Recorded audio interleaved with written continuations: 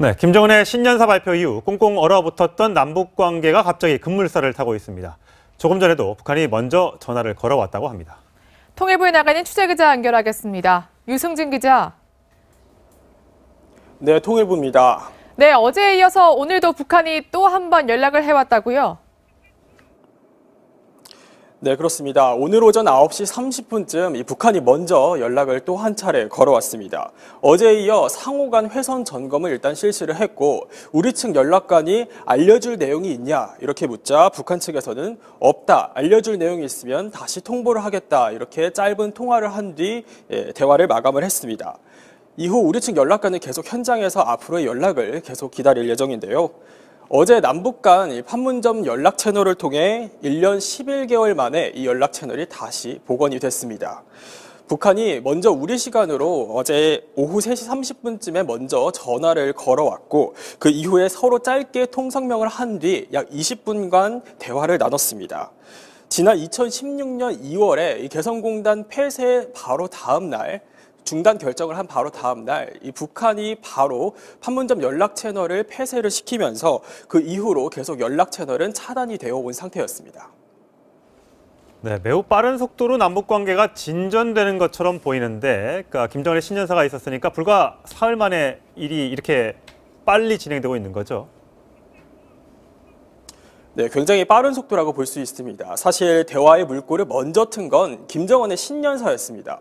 김정은의 신년사가 발표된 이후 그 다음 날 문재인 대통령이 국무회의에서 각 부처에게 북한이 평창올림픽에 참가할 수 있도록 이제 후속 조치를 마련을 해라라고 지시를 내렸고 그러자 곧바로 조명균 통일부 장관이 그날 오후 1월 9일 판문점 평화의 집에서 남북 간 고위 회담을 제안을 합니다. 그리고 북한이 당분간은 뜸을 들일 거다 이런 관측이 많았는데 예상을 깨고 바로 어제 곧바로 화답을 해왔습니다.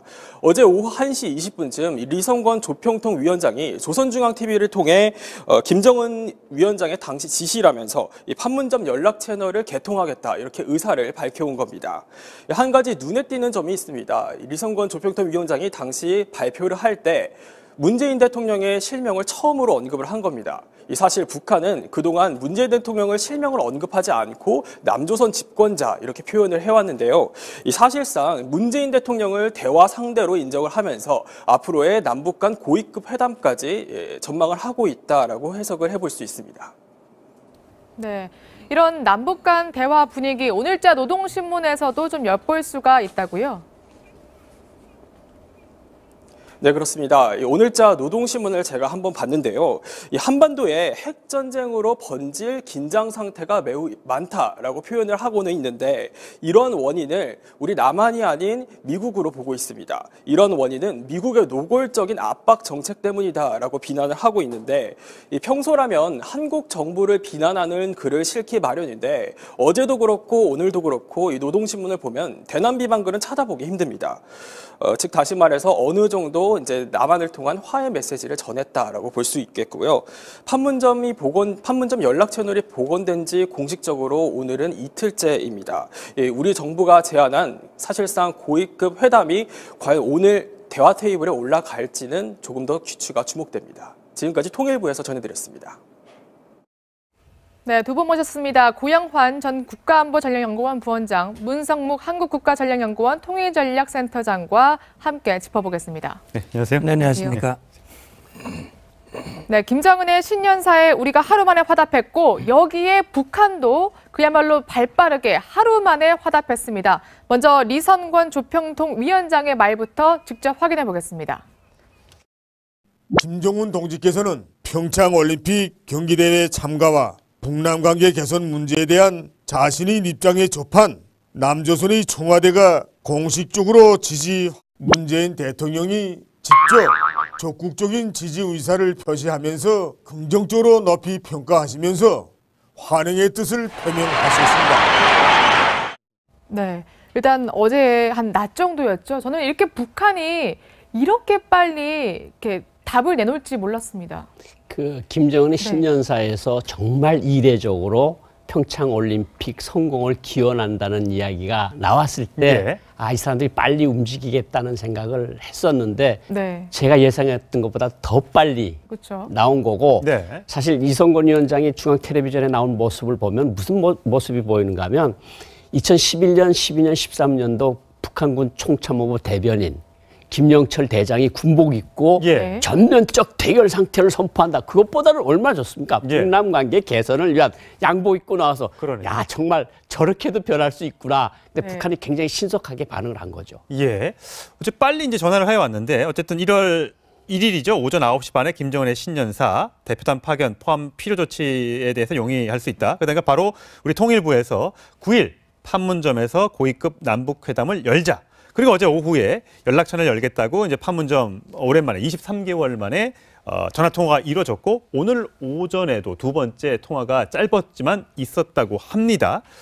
자, 아까 문재인 대통령이라고 표현을 한 거 보면 상당히 이쪽에서 먼저 북한이 뭔가 제스처를 취하려고 하고 전화를 걸어온 것도 지금 북한이잖아요. 우린 받은 거고요. 그렇죠. 거기서 전격적인 그러니까 북한의 태도 변화를 좀 읽어볼 수 있는 겁니까? 예, 태도가 변화된 건 분명합니다. 그러니까 뭐 일체 남측과 대화하지 않겠다. 다시 말하면 작년까지만 해도 대화와 제재는 병행될 수 없다. 네. 이렇게 얘기를 했고 우리 문재인 정부가 들어선 지 벌써 몇 개월입니까? 수차례 뭐 이 미사일을 쏴왔고 우리 문 대통령과 우리 문재인 정부가 북한을 향해서 대화 제의를 했을 때도 묵살하기만 해왔던 예. 북한이거든요.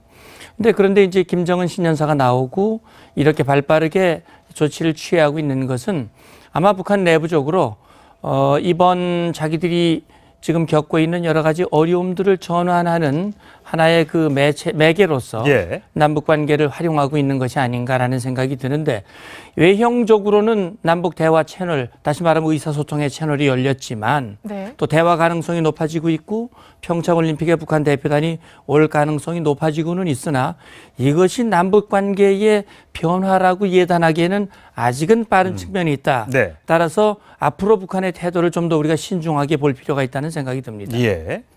자, 김정은이 과연 지금 잘하고 있는 건가? 저희가 이제 진정성을 아직까지는 알 수 없습니다만 여러 사람들의 증언에서 나오는 거 보면 김정은에 붙인 이제 김정일에 우리나라 쪽에 대역을 맡았던 가계무샤라고 하는데 이 국정원에 일했었던 김달수 씨가 신년사를 통해 보면 김정은을 좀 분석을 해봤더니 카리스마도 있고 주도 면밀해서 이 김일성 할아버지와 굉장히 유사한 점이 발견됐다라고 얘기를 합니다. 제가 김갈술 그분이 이제 북한국에 오래 있었고 북한 전문가고 저 북한을 잘 아시는 분인데 예. 뭐 그분의 말에 분명히 일리가 있습니다. 그런데 이제 저는 김일성이를 직접 봤고 예. 김정일이도 봤는데 이미지는 김일성이하고 거의 같습니다. 김정일과 지금 김정은이? 보여지는 이미지는 네, 네. 이미지는. 그런데 이제 그 일하는 일하는 그 어떤 폼 같은 거는 네.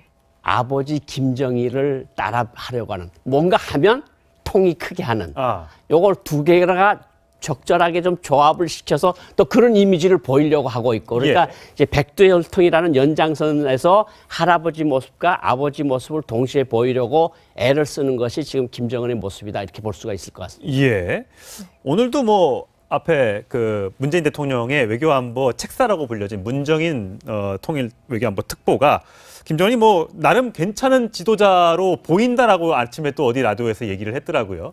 뭐 평가를 해주는 건지 아니면 어쨌든 대화 분위기에 찬물을 끼얹지 않고 좀 잘해보려는 의미인지 모르겠습니다만 보시기에는 김정은이 이 북한 군부나 아니면 또 민생을 틀어잡고 제대로 본인의 어떤 통치를 해가고 있다 이렇게 판단하십니까? 일단 김정은이 나이가 젊고 또 경험이 전혀 부족한 그런 상태에서 아버지로부터 권력을 물려받았기 때문에 과연 북한이라고 하는 체제를 제대로 이끌어갈 수 있겠느냐 그런 우려들이 많았는데 벌써 6년이라는 세월이 흘렀어요. 예. 어떻게 보면 이제 김정은은 뭐 당이든 군이든 정이든 자기들의 입지를 확고하게 세운 것 같습니다. 그리고 이번 신년사를 낭독하는 모습을 봐도 굉장히 자신감이 붙었거든요.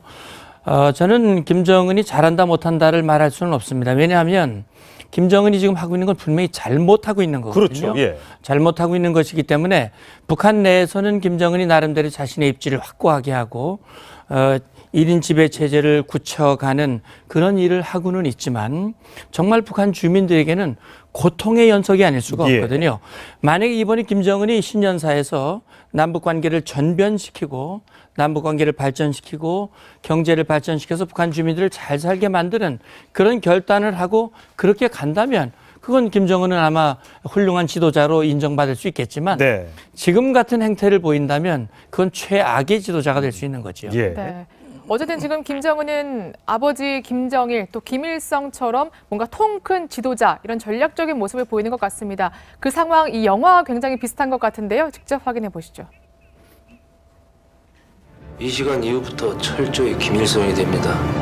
아빠 안 같아. 어떤 명작 부리지 말라. 너는 김일성이야. 네.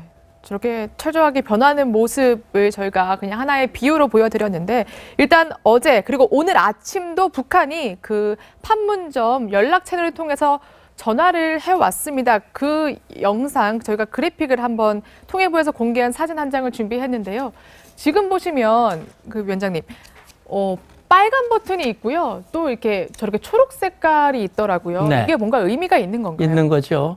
초록색은 우리가 북측에 걸 때 쓰는 전화기고 우리가 북측에? 우리가 북측에 걸 때 네. 빨간색은 북측이 우리 쪽으로 걸 때 우리가 받을 때 이제 저 전화기를 사용하는데 두 대가 다 작동이 되면 그렇게 이제 나눠 쓰지만 혹시 한 대가 불통이 될 경우에는 하나를 가지고 서로 통할 수 있는 거니까요.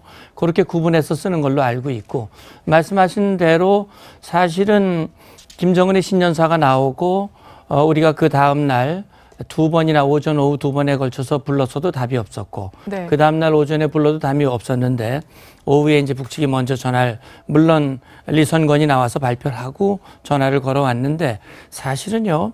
직통 전화는 늘 유지돼야 되는 거거든요. 남과 북이 합의한 겁니다.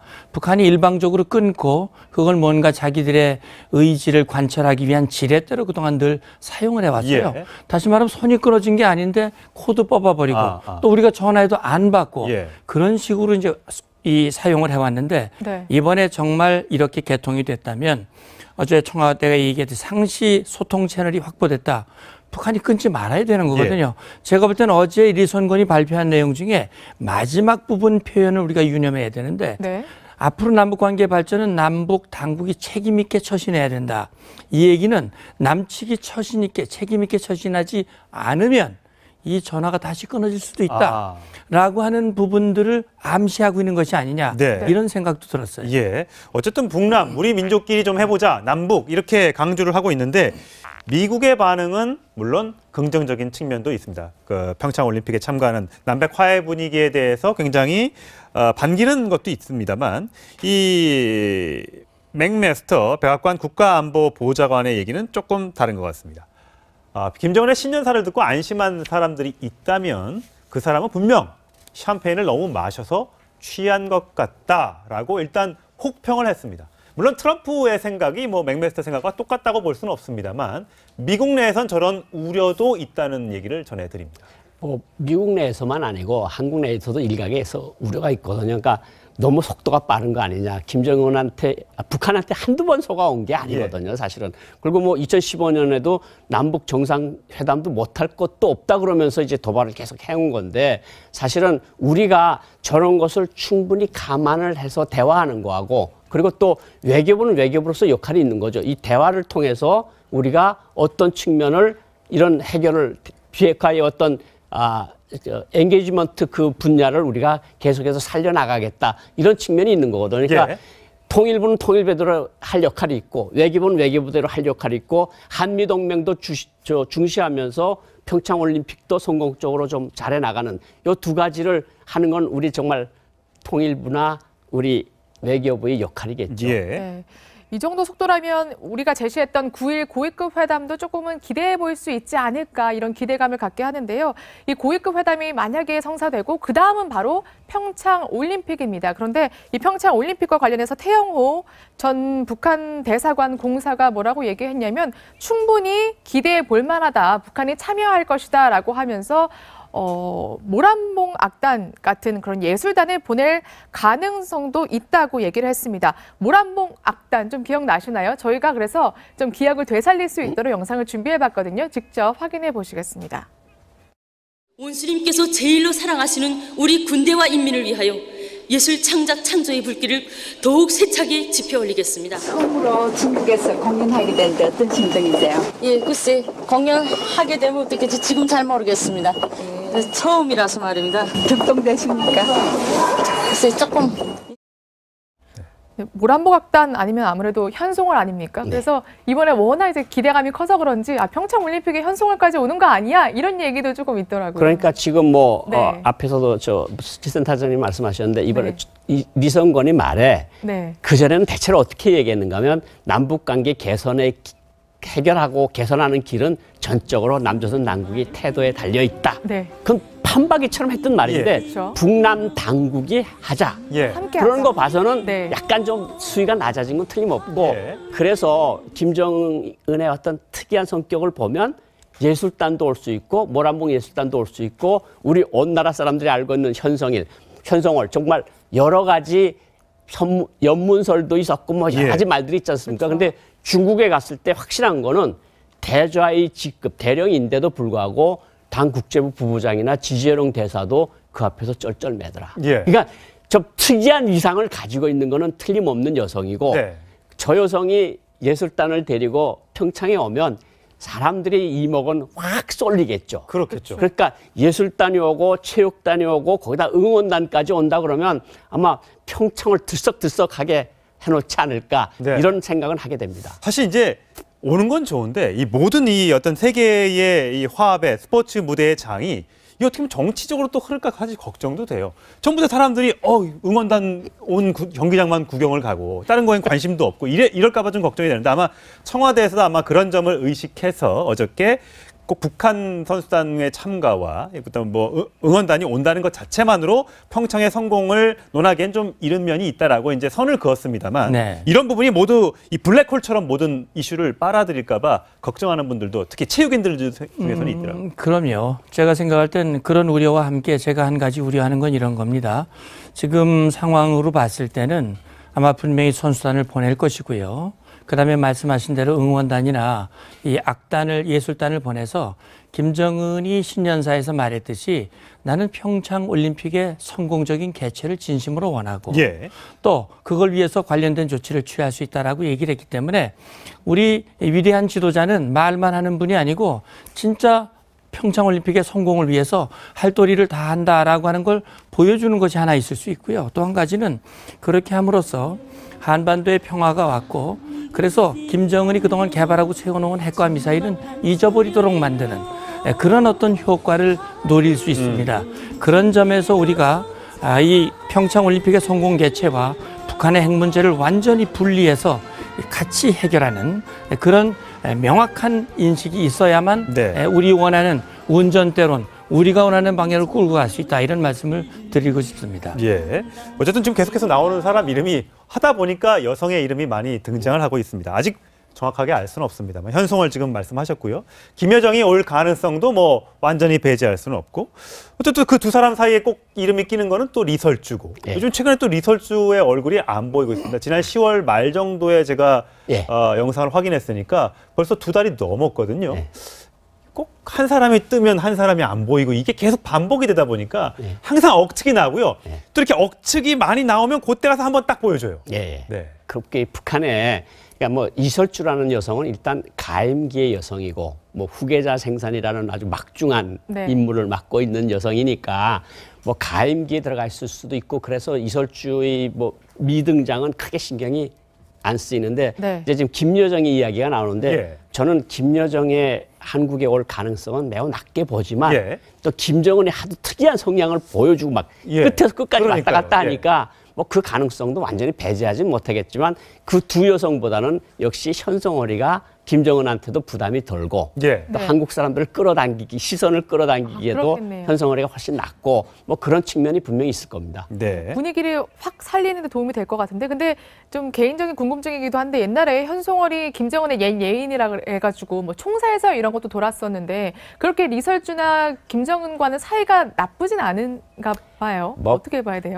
그 전에 성혜림이라는 여성이 김정일의 첫 번째 여자로서 있었는데 네. 고용이가 들어서면서 그 여자가 이제 밀려갔거든요. 그러니까 약간 투기성이 있어서 투기를 해서 모스크바 정신병원에 보냈다는 얘기가 있거든요. 질투를 해서. 그러니까 그 여성이니까 시기가 질투가 없으면 그게 뭐 그런 측면이 있지 않습니까? 여성들한테. 그런데 김정은 입장에서 보면 어디서 내 앞에서 감히 시기 질투를 해. 그래서 잘못하면 성혜림처럼 모스크바 정신병원에도 갈 수 있는 거거든요. 그러니까 뭐 저는 그 장면을 크게 보지는 않는데 네. 어쨌든 현송월이라고 하는 여자가 중국의 예술단 공연을 가서 보여준 태도, 주중대사라는 당 국제부 부부장이라는 차관보다도 훨씬 높은 사람이 현송월이라는 한 개 대령한테 쩔쩔매는 모습을 보고 북한 사람들도 놀랐고 예. 아 정말 저 여자 참 대단하다. 예. 그러니까 특이한 성품의 여자인 거는 사실인 것 예. 같습니다. 현재로서는 이게 체육회담으로 갈지 더 군사회담으로까지 갈지는 아직 모르겠습니다만 최룡해가 이제 온다는 얘기도 있지 않습니까? 지난번에 한번 왔던 경험이 있으니까. 그랬죠. 근데 최룡해는 이미 우리 관보에 이미 제재 대상으로 돼 있기 때문에 올 수가 없는 상태고요. 북한 그 국적기인 고려항공도 마찬가지로 유엔 안보리 제재를 받고 있기 때문에 최룡해가 육로가 아닌 뭐 고려항공을 타고 우리나라에 오기는 굉장히 지금 현재로서는 어려운 상황이라고 하더라고요. 그렇죠. 결국 국제사회의 대북 제재를 우리가 피해갈 수는 없는 거고요. 유엔의 대북 제재라고 하는 것은 국제 사회에서 유엔이 정한 법이기 때문에 우리가 준수하는 것이 맞다고 보고요. 북한이 아마 그런 걸 염두에 두고 최령화를 일부러 보내려고 하는지는 모르겠습니다만 지금으로서는 아마 이 남북 관계를 최대한 부각시키고자 하는 그런 북한의 의도이기 때문에 가급적이면 그런 걸림돌이 없이 하려고 아마 하지 않을까 하는 생각이 들고요. 이제 그렇게 하고 나서 그 다음이 중요합니다. 평창올림픽이 끝난 후에 북한이 자기들은 평창올림픽의 성공 개최를 위해서 이렇게 최선을 다해 노력을 하고 김정은의 통큰 결단과 배려가 있었는데 남측은 우리에게 뭘 해줄 것이냐라고 하는 청구서를 들고 나왔을 때 우리 정부가 과연 어떻게 대처할 것인가 하는 부분들 그런 것들을 우리가 염두에 두고 함께 대처해 나가는 것이 필요하다고 봅니다. 반대로 어쨌든 남북 고위급 회담이 열리든 뭐 평창 올림픽을 통해서 평화 분위기가 조성되든 우리 측이 원하는 건 사실상 북한의 그 핵 포기, 비핵화 아닙니까? 근데 김정은이 과연 핵을 포기할까? 이런 의문은 여전하거든요. 뭐 김정은이가 여러 노작들, 문헌, 연설들에서 공공연하게 우리는 절대로 핵을 포기하지 않는다 그랬으니까 아마 김정은이 핵을 포기하기는 힘들 겁니다. 그러니까 이제 문 장군님 이야기한 것처럼 평창올림픽은 평창올림픽대로 치르고 이게 이제 북한은 장웅위원장이 그랬어요. 스포츠 위에 정치가 있다. 그런데 우리는 정치하고 스포츠는 분리돼야 된다. 이런 입장 아닙니까? 그러니까 우리는 회담 전략이 평창올림픽을 성공적으로 해서 일단은 한반도 긴장을 낮추는데 일단 기여를 하고 이제 말씀드린 것처럼 북한의 그 어떤 배후 생각들 뭐 전략자산이 중지라든가 한미 훈련이 중지라든가 뭐 전쟁 불구름을 몰고 오는데 어떻게 이런 식의 그 어떤 논조들에 맞설 우리 치밀한 논리를 끌고 나가야 될 거고요. 그 차후에 이제 우리는 또 이산가족 상봉도 있고 여러 가지 문제들이 있지 않겠습니까? 이것은 정말 우리가 정부가 정말 지혜를 짜내서 미국과의 관계도 잘 관리해 나가면서 어쨌든 우리 한반도 평화를 지키는 이런 지혜를 모아야 될 때가 아니냐 이런 생각이 듭니다. 지난번에 그 인천 아시안 게임 할 때도 갑자기 급작스럽게 북한 대표단이 내려와서 우리 깜짝 놀라서 대처도 제대로 못했는데 이번엔 어쨌든 간에 좀 시간이 있으니까 좀 전략을 잘 짜서 북한의 속내를 잘 파악해서 우리의 원하는 방향으로 좀 끌고 나갈 수 있는 남북관계를 좀 끌고 나갈 수 있는 그런 계기로 삼아야겠습니다. 곧바로 조명균 통일부 장관이 그날 오후 1월 9일 판문점 평화의 집에서 남북 간 고위 회담을 제안을 합니다. 그리고 북한이 당분간은 뜸을 들일 거다 이런 관측이 많았는데 예상을 깨고 바로 어제 곧바로 화답을 해왔습니다. 어제 오후 1시 20분쯤 리성권 조평통 위원장이 조선중앙TV를 통해 김정은 위원장의 당시 지시라면서 이 판문점 연락 채널을 개통하겠다 이렇게 의사를 밝혀온 겁니다. 한 가지 눈에 띄는 점이 있습니다. 리성권 조평통 위원장이 당시 발표를 할 때 문재인 대통령의 실명을 처음으로 언급을 한 겁니다. 사실 북한은 그동안 문재인 대통령을 실명을 언급하지 않고 남조선 집권자 이렇게 표현을 해왔는데요. 사실상 문재인 대통령을 대화 상대로 인정을 하면서 앞으로의 남북 간 고위급 회담까지 전망을 하고 있다라고 해석을 해볼 수 있습니다. 네, 이런 남북 간 대화 분위기 오늘자 노동신문에서도 좀 엿볼 수가 있다고요? 네, 그렇습니다. 오늘자 노동신문을 제가 한번 봤는데요. 이 한반도에 핵전쟁으로 번질 긴장 상태가 매우 많다라고 표현을 하고는 있는데 이런 원인을 우리 남한이 아닌 미국으로 보고 있습니다. 이런 원인은 미국의 노골적인 압박 정책 때문이다라고 비난을 하고 있는데 평소라면 한국 정부를 비난하는 글을 실기 마련인데 어제도 그렇고 오늘도 그렇고 이 노동신문을 보면 대남 비판 글은 찾아보기 힘듭니다. 즉 다시 말해서 어느 정도 이제 남한을 통한 화해 메시지를 전했다라고 볼 수 있겠고요. 판문점 연락 채널이 복원된 지 공식적으로 오늘은 이틀째입니다. 우리 정부가 제안한 사실상 고위급 회담이 과연 오늘 대화 테이블에 올라갈지는 조금 더 귀추가 주목됩니다. 지금까지 통일부에서 전해드렸습니다. 네, 김정은의 신년사 발표 이후 꽁꽁 얼어붙었던 남북 관계가 갑자기 급물살을 타고 있습니다. 조금 전에도 북한이 먼저 전화를 걸어왔다고 합니다. 통일부에 나가 있는 취재기자 연결하겠습니다. 유승진 기자. 네, 통일부입니다. 네, 어제에 이어서 오늘도 북한이 또 한 번 연락을 해왔다고요? 네, 그렇습니다. 오늘 오전 9시 30분쯤 북한이 먼저 연락을 또 한 차례 걸어왔습니다. 어제에 이어 상호 간 회선 점검을 일단 실시를 했고 우리 측 연락관이 알려줄 내용이 있냐 이렇게 묻자 북한 측에서는 없다. 알려줄 내용이 있으면 다시 통보를 하겠다. 이렇게 짧은 통화를 한 뒤 대화를 마감을 했습니다. 이후 우리 측 연락관은 계속 현장에서 앞으로의 연락을 계속 기다릴 예정인데요. 어제 남북 간 판문점 연락 채널을 통해 1년 11개월 만에 이 연락 채널이 다시 복원이 됐습니다. 북한이 먼저 우리 시간으로 어제 오후 3시 30분쯤에 먼저 전화를 걸어왔고 그 이후에 서로 짧게 통성명을 한 뒤 약 20분간 대화를 나눴습니다. 지난 2016년 2월에 이 개성공단 폐쇄 바로 다음 날 중단 결정을 한 바로 다음 날 이 북한이 바로 판문점 연락 채널을 폐쇄를 시키면서 그 이후로 계속 연락 채널은 차단이 되어 온 상태였습니다. 네, 매우 빠른 속도로 남북 관계가 진전되는 것처럼 보이는데 그러니까 김정은의 신년사가 있었으니까 불과 사흘 만에 일이 이렇게 빨리 진행되고 있는 거죠.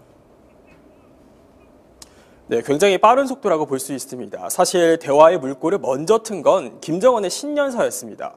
김정은의 신년사가 발표된 이후 그 다음 날 문재인 대통령이 국무회의에서 각 부처에게 북한이 평창올림픽에 참가할 수 있도록 이제 후속 조치를 마련을 해라라고 지시를 내렸고 그러자 연락처를 열겠다고 이제 판문점 오랜만에 23개월 만에 전화 통화가 이루어졌고 오늘 오전에도 두 번째 통화가 짧았지만 있었다고 합니다. 자. 아까 문재인 대통령이라고 표현을 한 거 보면 상당히 이쪽에서 먼저 북한이 뭔가 제스처를 취하려고 하고 전화를 걸어온 것도 지금 북한이잖아요. 우린 받은 거고요. 그렇죠. 거기서 전격적인 그러니까 북한의 태도 변화를 좀 읽어볼 수 있는 겁니까? 예, 태도가 변화된 건 분명합니다. 그러니까 뭐 일체 남측과 대화하지 않겠다. 다시 말하면 작년까지만 해도 대화와 제재는 병행될 수 없다. 네. 이렇게 얘기를 했고 우리 문재인 정부가 들어선 지 벌써 몇 개월입니까? 수차례 뭐 이 미사일을 쏴왔고 우리 문 대통령과 우리 문재인 정부가 북한을 향해서 대화 제의를 했을 때도 묵살하기만 해왔던 북한이거든요. 그런데 이제 김정은 신년사가 나오고 이렇게 발빠르게 조치를 취하고 있는 것은 아마 북한 내부적으로 이번 자기들이 지금 겪고 있는 여러 가지 어려움들을 전환하는 하나의 그 매개로서 남북 관계를 활용하고 있는 것이 아닌가라는 생각이 드는데 외형적으로는 남북 대화 채널, 다시 말하면 의사소통의 채널이 열렸지만 또 대화 가능성이 높아지고 있고 평창올림픽에 북한 대표단이 올 가능성이 높아지고는 있으나 이것이 남북 관계의 변화라고 예단하기에는 아직은 빠른 측면이 있다. 따라서 앞으로 북한의 태도를 좀 더 우리가 신중하게 볼 필요가 있다는 생각이 듭니다. 자, 김정은이 과연 지금 잘하고 있는 건가? 저희가 이제 진정성을 아직까지는 알 수 없습니다만 여러 사람들의 증언에서 나오는 거 보면 김정은이 은에 붙인 이제 김정일의 우리나라 쪽의 대역을 맡았던 가게무샤라고 하는데 이 국정원에 일했었던 김달수. 네, 두 분 모셨습니다. 고영환 전 국가안보전략연구원 부원장, 문성묵 한국국가전략연구원 통일전략센터장과 함께 짚어보겠습니다. 네, 안녕하세요. 네, 안녕하십니까. 네, 김정은의 신년사에 우리가 하루 만에 화답했고 여기에 북한도 그야말로 발빠르게 하루 만에 화답했습니다. 먼저 리선권 조평통 위원장의 말부터 직접 확인해 보겠습니다. 김정은 동지께서는 평창올림픽 경기대회 참가와 북남관계 개선 문제에 대한 자신의 입장에 접한 남조선의 청와대가 공식적으로 지지 문재인 대통령이 직접 적극적인 지지 의사를 표시하면서 긍정적으로 높이 평가하시면서 환영의 뜻을 표명하셨습니다. 네, 일단 어제 한 낮 정도였죠. 저는 이렇게 북한이 이렇게 빨리 이렇게 답을 내놓을지 몰랐습니다. 그 김정은의 신년사에서 정말 이례적으로 평창올림픽 성공을 기원한다는 이야기가 나왔을 때 이 사람들이 빨리 움직이겠다는 생각을 했었는데 제가 예상했던 것보다 더 빨리 나온 거고 사실 이성건 위원장이 중앙텔레비전에 나온 모습을 보면 무슨 모습이 보이는가 하면 2011년, 12년, 13년도 북한군 총참모부 대변인 김영철 대장이 군복 입고 전면적 대결 상태를 선포한다. 그것보다는 얼마나 좋습니까? 북남 관계 개선을 위한 양복 입고 나와서 야 정말 저렇게도 변할 수 있구나. 근데 북한이 굉장히 신속하게 반응을 한 거죠. 예. 어째 빨리 이제 전화를 해왔는데 어쨌든 1월 1일이죠. 오전 9시 반에 김정은의 신년사 대표단 파견 포함 필요 조치에 대해서 용의할 수 있다. 그러니까 바로 우리 통일부에서 9일 판문점에서 고위급 남북회담을 열자. 그리고 어제 오후에 연락 씨가 신년사를 통해 보면 김정은을 좀 분석을 해봤더니 카리스마도 있고 주도 면밀해서 이 김일성 할아버지와 굉장히 유사한 점이 발견됐다라고 얘기를 합니다. 제가 김갈술 그분이 이제 북한국에 오래 있었고 북한 전문가고 저 북한을 잘 아시는 분인데 뭐 그분의 말에 분명히 일리가 있습니다. 그런데 이제 저는 김일성이를 직접 봤고 김정일이도 봤는데. 이미지는 김일성이하고 거의 같습니다. 지금 보여지는 이미지는. 이미지는. 그런데 이제 그 일하는 일하는 그 어떤 폼 같은 거는 아버지 김정일을 따라하려고 하는 뭔가 하면 통이 크게 하는.